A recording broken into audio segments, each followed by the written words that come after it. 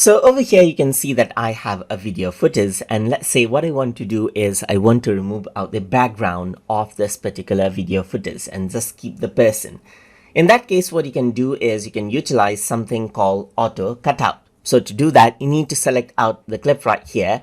Then you need to go around onto Cutout right here. Then what you need to do is click on Auto Cutout right here, just like this. And once you do that, what happens is that it processes out the video, as you can see, just like this.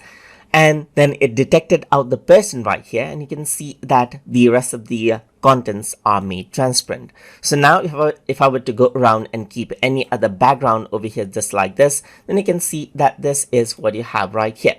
Let me just go around and turn off the access preview right here so that I don't scrub around and show the preview, and you can see that this is what you have right here. So if I were to go around, you can see that you can place the content wherever you want, and without the need of green screen, you can see that certain level of transparency has been maintained right here, just like this. And you can see that this is what you have. So from the beginning itself, I can go around and resize this out right here. So I can go around and press the play button, and you can see that this is the end result. It's not perfect, there are some artifacts, but you can see that it does detect a lot of contents right here, just like this, and removes out the background for it.